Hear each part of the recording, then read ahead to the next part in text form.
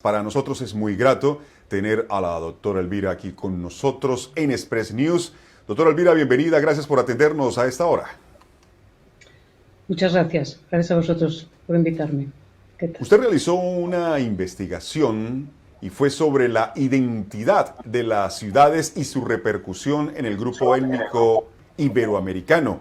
¿Qué resultados le arrojó esta investigación?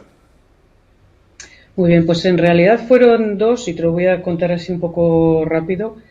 Uno fue un artículo que se presentó en una revista académica aquí en España y que analizaba el llamado de Londres Plan desde la oficina del alcalde de Londres y que miraba un poco cómo era supuestamente o la idea de Londres como multicultural y cuánto de multicultural era. Entonces miramos el plan del 2008 con Livingstone, el siguiente del 2011 de Johnson y el del 2017 de Khan.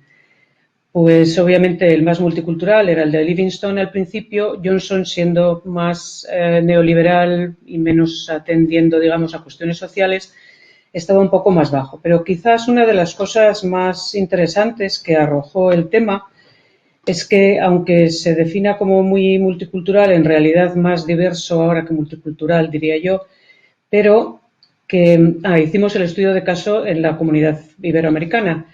Y entonces una de las cuestiones que conseguimos entender es que esta comunidad, aunque sí había conseguido tener una cierta visibilidad y fundamentalmente quizás a través del Mes Amigo, pues no recibía muchas ayudas, que necesitaba quizás mayor reconocimiento para que hubiera más respeto y una regularización que le daría ciertos beneficios más tangibles. Entonces, Y para ello ese tenía que... estudio o esa investigación, son varias investigaciones, una de ellas plasmada en un artículo que tuvimos la oportunidad de ver a propósito del censo que todavía se lleva a cabo y que muchos latinoamericanos pueden realizar hasta principios de mayo. ¿Cómo está conformada la comunidad latinoamericana en Londres o en el Reino Unido, doctora Elvira, según ese estudio? El estudio que te refieres ahora es otro diferente en el que miraba el papel de los medios de comunicación en la construcción, en la creación y apoyo, digamos, de ciertas identidades, de ciertos grupos minoritarios y sus identidades.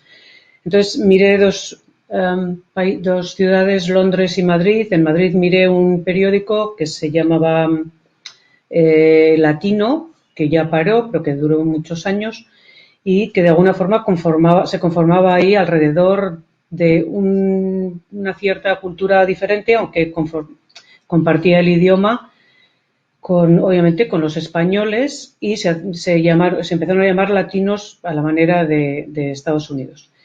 En el caso de Londres, pues había de alguna forma dos propuestas o diferentes propuestas. Miré Express News, el periódico que venía publicándose desde el 2000. Esta investigación la presenté en UCLA, en University of California, Los Ángeles, en el 2014. Entonces ya sí hace algunos años. Entonces miraba un poco cómo funcionaba Express News. Primero era noticias colombianas, después pasó a ser de Latinoamérica y para la comunidad latinoamericana, que ya iba creciendo más. Después fue 2001. Y a partir del 2006 más o menos, pues tenían periódico también en Madrid, en Miami, etcétera, y se presentaba como la comunidad hispanohablante. Desde mi punto de vista, creo que ahí, a propósito de que también fueron hacia Londres muchas personas que son españolas y tienen pasaporte español, sin embargo, pues venían de orígenes iberoamericanos, pero quizás una segunda migración o la tercera. Y después estaba otra que hablaba de una posibilidad de creación de identidad iberoamericana que en vez de centrarse en un idioma, el español, pues se centrara en portugués y en español, las dos lenguas mayoritarias, y que me perdonen las otras del lugar originales, en lo que se hace llamar Latinoamérica y también en la península aquí en Europa, ¿no? Con un cierto pasado común y bastantes otras cosas que también se están llevando a cabo hoy en día. En una Aquí creación, surgió, me refiero a nivel global, ¿sí? claro, aquí surgió hace poco un debate a propósito del censo que todavía, reitero, los hispanos pueden seguir diligenciando online, porque había un sector que apoyaba que nos identificáramos como iberoamericanos, lo que engloba inclusive a países como Guinea Ecuatorial, en el caso de África, por supuesto Brasil y todas las naciones de habla hispana en Latinoamérica, y también Portugal y España. Y el otro colectivo hacía énfasis en que nos debíamos era identificar como latinoamericanos o hispanos, algo similar a lo que ocurre en los Estados Unidos. Desde su punto de vista, desde su posición como investigadora y al mismo tiempo como una persona que ha estado al tanto del crecimiento y la constitución de estas comunidades en el exterior, ¿qué es lo más beneficioso? ¿Qué aconseja usted que nos identifique ante el Reino Unido, doctora Elvira?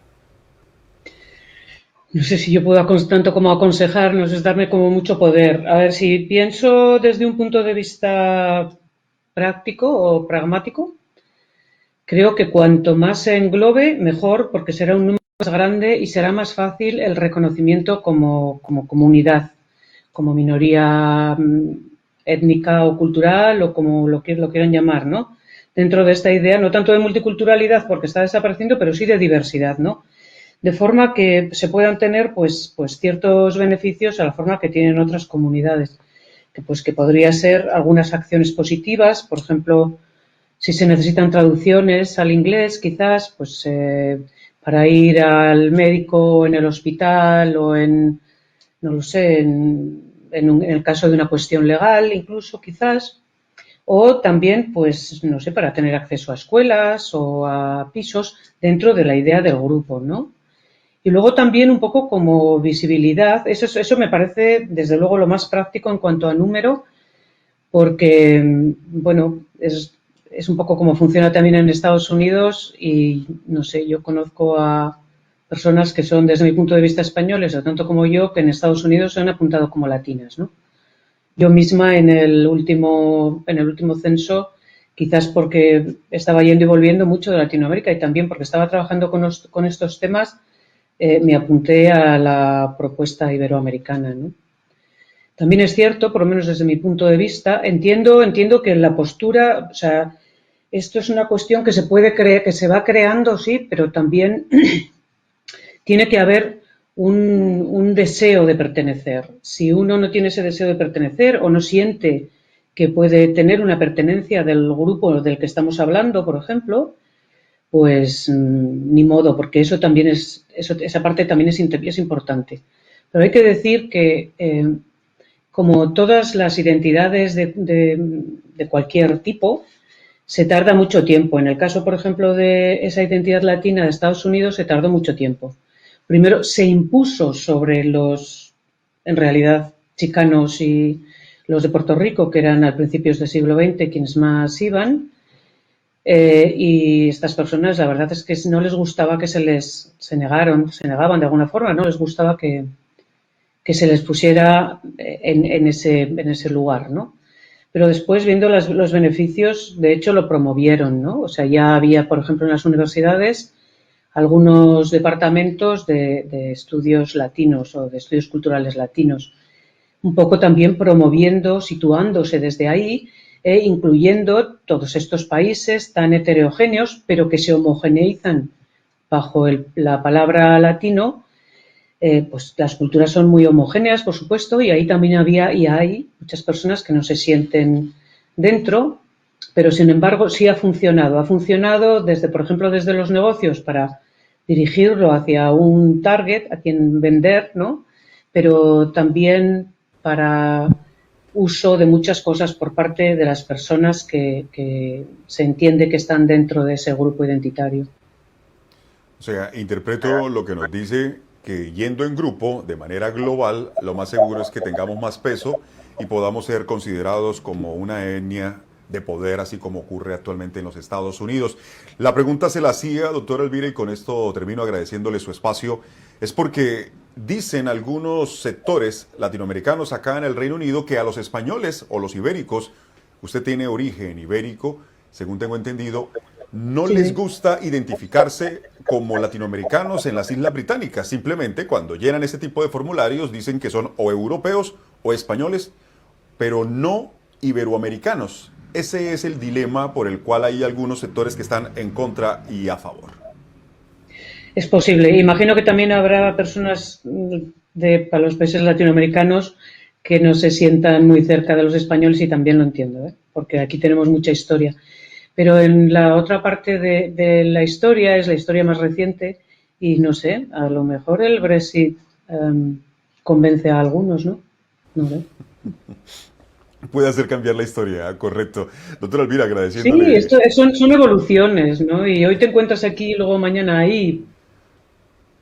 Total, porque inclusive según las nuevas medidas del Brexit que empezaron a regir a partir del 1 de enero de 2021, ahora los europeos van a ser tratados con el mismo rasero similar a los latinoamericanos, están en las mismas condiciones.